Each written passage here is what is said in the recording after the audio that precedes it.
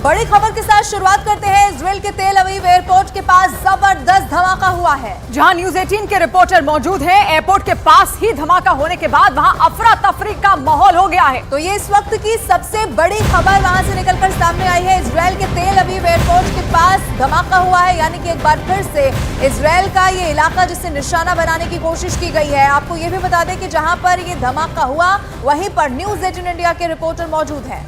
तेल अवीव का जो हिस्सा है वो गाजा पट्टी से काफी नजदीक पड़ता है, उसके उत्तर में पड़ता है। और ऐसे में वहां पर क्या हालात हो गए हैं आप देख सकते हैं। एयरपोर्ट को निशाना बनाने की कोशिश की गई है, क्योंकि अब जितने भी लोग वहां पर हैं वो रेस्क्यू खुद का करना चाहते हैं और वहां से निकलना चाहते हैं। तेल अवीव में सबसे ज्यादा हमले इस वक्त हो रहे हैं, क्योंकि गाजा पट्टी के पास का वो इलाका है और ऐसे में उसको निशाना बनाना बेहद आसान हो जाता है फिलिस्तीनियों के लिए, खासतौर पर गाजा पट्टी में हमास के लिए।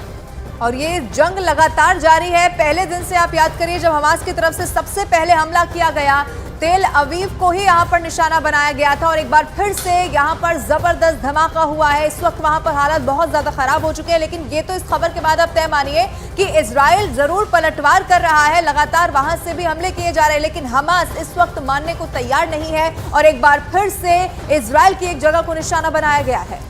तेल अवीव की अहमियत ऐसे भी खास हो जाती है क्योंकि इसको बाकी जो देश हैं वो राजधानी मानते हैं इजराइल की। और ऐसे में आप वहां से तस्वीरें भी लगातार देख पा रहे हैं, जहां न्यूज 18 के रिपोर्टर भी इस वक्त मौजूद हैं और एयरपोर्ट के पास ही धमाका होने के बाद वहां अफरा तफरी का माहौल हो गया है। और वॉर जोन से इस वक्त हमारे सहयोगी नीरज लाइव हमारे साथ जुड़ गए हैं। नीरज, जहां पर आप मौजूद हैं उसी के पास धमाका हुआ है, क्या तस्वीर इस वक्त?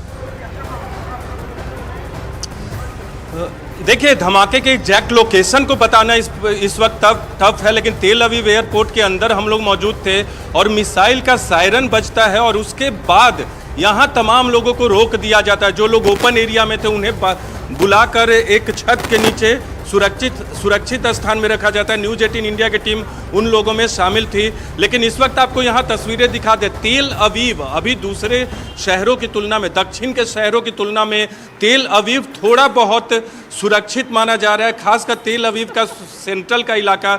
लेकिन यहाँ भी धमाकों की आवाज़ बीच बीच में आती है, मिसाइल की आवाज़ आती है, धमाके होते हैं। तो तेल अवीव को निशाना बनाने की शुरुआत कर दी है, लेकिन दक्षिण से थोड़ी दूर है, गाजा पट्टी से 50-60 किलोमीटर की दूरी पर है। इसलिए यहाँ तक आने में उनके मिसाइल को इजराइल की सेना का सामना करना होगा। अस्केरोर जो दक्षिण के शहर हैं, जेरोट और अस्केलोन, वहाँ जब हमला किया गया था तो वहाँ थोड़ी आसानी थी। नीरज, फिलहाल आपने क्या जो आसपास लोग हैं उनसे बातचीत करने की कोशिश की? क्या जो लोग अफरा तफरी में हैं उनका क्या कुछ कहना है?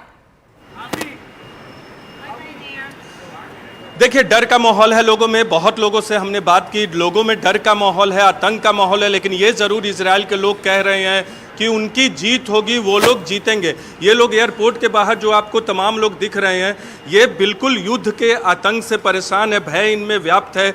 जो यहाँ बाहर के लोग हैं वो बाहर दूसरे देशों में वापसी कर रहे हैं। इजराइल के लोग, जो लोग बाहर रहते हैं, वो अपने परिवार से मिलने यहाँ पहुँच रहे हैं। और कुछ लोगों से जो टूरिस्ट हैं उनसे बात करते हैं यहाँ, you are from, you are going outside Israel or coming from? I'm from here. Because of this war? What? Because of this war you return to your country? No, I'm living here in Israel. Here only. Yes. So do you think that finally Israel will win this war? Yes. 100%. But Hamas is attacking in Tel Aviv area also. Ну, молодцу. Они люди английские. तो you are fearful, concerned? जी नीरज, आपके पास हम वापस लौटेंगे और जैसा कि लोग भी वहां पर कह रहे हैं कि इजराइल इस जंग को जरूर जीतेगा, क्योंकि एक बड़ी मुसीबत उनके ऊपर यहां पर जरूर आन पड़ी है। लेकिन बहुत बड़ी खबर इस बीच निकलकर सामने आ रही है। इजराइल की सरकार ने एक बहुत बड़ा फैसला कर लिया है, ये बड़ी खबर है। वहां के रक्षा मंत्री ने कहा है कि गाजा पट्टी को पूरी तरीके से घेर लिया जाएगा और गाजा में हर तरह की सप्लाई को बंद कर दिया जाएगा। और उन्होंने दावा किया कि गाजा की बिजली, पानी, गैस सबको बंद कर देंगे। रक्षा मंत्री ने यह भी दावा किया है कि हमास के आतंकी जानवरों की तरह हैवानियत कर रहे हैं, तो उन्हें भी वैसा ही जवाब, यानी कि उन्हीं की भाषा में जवाब देने की तैयारी यहां पर पूरी तरीके से कर ली गई है। गाजा में बिजली, पानी, गैस सब कुछ बंद करने का ऐलान। तो इजराइल अपनी रणनीति पर काम करना उसने शुरू कर दिया है और उसकी रणनीति अब यहां पर बदले वाली जरूर होगी किसी भी तरीके से। जो हमला यहां पर हमास की ओर से किया गया है इजराइल पर, उसके लोगों पर, उसका बदला यहां पर गाजा पट्टी में जरूर लिया जाएगा। और पहले ही ऐलान किया जा चुका है कि वहां का जितनी भी बिजली, पानी, जो भी सुविधाएं उनको दी जा रही थी, वो तमाम चीजें बंद कर दी जाएंगी। इससे पहले भी आप देखिए, जो रिजर्व सैनिक थे उन्हें भी युद्ध में लौटने को कह दिया गया था। इजराइल ने ये साफ कर दिया है कि अब आगे आने वाले समय में कैसे अलग अलग ठिकाने ऐसे जिनको निशाना बनाना है।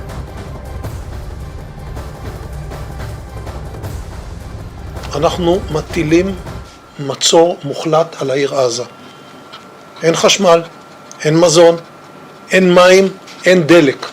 הכל סגור. אנחנו נלחמים בחיות אדם ואנחנו נוהגים בהתאם. और नीरज इस वक्त वॉर जोन से ही हमारे साथ लाइव जुड़े हुए हैं। एक बार फिर से नीरज का रुख कर लेते हैं। नीरज, वो तस्वीरें पूरी दुनिया ने देखी है जिस हैवानियत का जिक्र यहाँ पर इजराइल कर रहा है, और अब उसी की भाषा में जवाब देने की कोशिश है।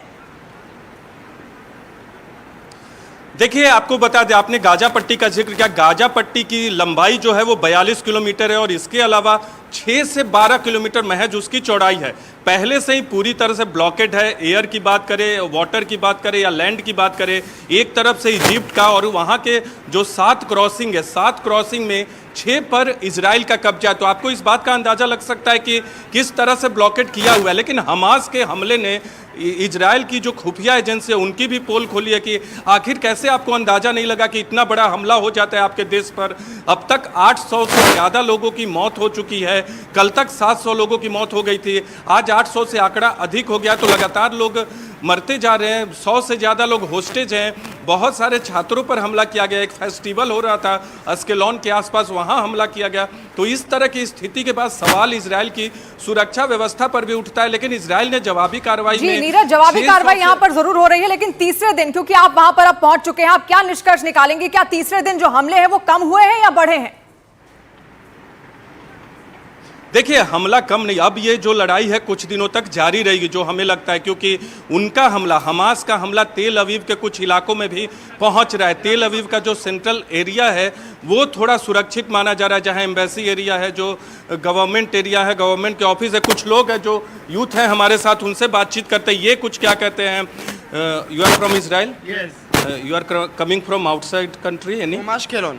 Ashkelon. Ashkelon. It's What- Otef Aza. Okay, what is the situation there, Ashkelon? Because they attacked Ashkelon first. There was booming and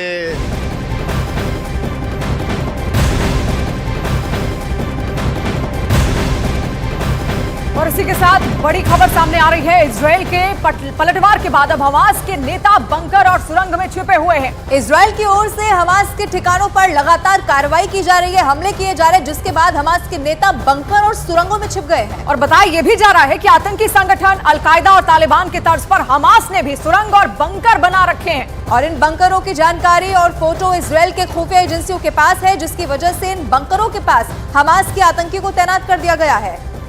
और ओपी तिवारी इस वक्त हमारे साथ फोन लाइन पर जुड़ गए हैं। ओपी, और क्या जानकारी मिल रही है? बंकर वैसे ही डिजाइन किए गए हैं जैसे कि तालिबान किया करते थे? बिल्कुल, मैं आपको बता दूं, गाजा पट्टी के पूरे इलाके में हमास ने बंकर, भूमिगत बंकर बनाए हैं और उसके साथ ही उन्होंने सुरंगों का जाल बिछाया है।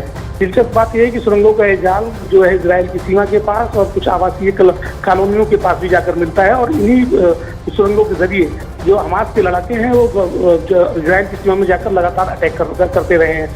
और अब चूंकि इजराइल को इन सुरंगों का और इन बंकरों का पता चल गया है, तो लिहाजा पिछले 12 घंटों के दौरान वहां पर जो हैनान पर इलाका है वहां पर 3 बड़े हमले इजराइल ने किए हैं।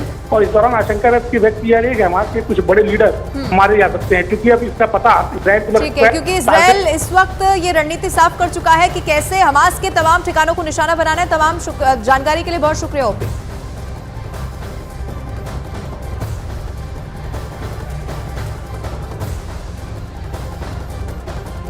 और देखिए, अब समझिए कि हमास की तरफ से पहले भी हमले किए गए हैं और इजराइल ने मुंहतोड़ जवाब दिया है, लेकिन यह सदी का सबसे बड़ा हमला अब तक का बताया जा रहा है। और हमास के हमले के बाद इजराइल भीषण तरीके से मुंहतोड़ जवाब यहां पर हमास को दे रहा है। गाजा पट्टी में भीषण एयर स्ट्राइक की गई है। हर तरफ तबाही ही तबाही का खौफनाक मंजर नजर आ रहा है। बहुमंजिला इमारतें जमींदोज हो गई है। हर तरफ सिर्फ और सिर्फ मलबा ही मलबा है। गाजा को रौंद रहा है इजराइल। इजरायली एयरफोर्स के द्वारा लगातार गाजा पट्टी पर बम बरसाए जा रहे हैं। इन हमलों में अब तक 500 से अधिक लोगों की मौत हो चुकी है, 3000 से अधिक लोग घायल हो चुके हैं। इजरायली प्रधानमंत्री बेंजामिन नेतन्याहू ने युद्ध की घोषणा कर दी। साथ ही उन्होंने कहा कि दुश्मन को भारी कीमत चुकानी होगी। नेतन्याहू ने टेलीविजन पर अपने संबोधन में कहा है कि हमास ऐसी कीमत चुकाएगा जैसा उसने सोचा भी ना होगा। Hundreds of terrorists that crossed from Gaza into Israel. They attacked dozens of Israeli communities and IDF bases, and then continued to drag into Gaza Israeli civilians and military personnel. There have been heavy barrages of rockets towards central Israel and southern Israel. More than 3,000 rockets have been fired at Israel. Hamas और Lebanon का Israel पर double attack.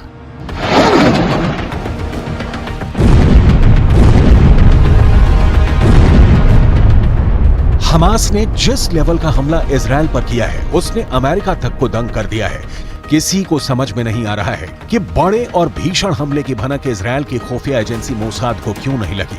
जानकारों के मुताबिक Hamas का हमला Mossad का अब तक का सबसे बड़ा फेल्योर साबित हुआ है। हमास के हमले ने इजरायल की खुफिया एजेंसी मोसाद और बॉर्डर सिक्योरिटी शिन बेट को भी मात दे दी। ये दोनों इजरायल को दुनिया में सबसे ताकतवर और सुरक्षित बनाती हैं। इस हमले के बाद अब इजरायली खुफिया एजेंसी मोसाद फिर एक्टिव हो गई है। एजेंसी के पूर्व प्रमुख एफ्रेम हेलेवी ने बताया कि हमला पूरी तरह से आश्चर्यजनक था और इसकी जानकारी या भनक इजरायल में किसी को भी नहीं थी।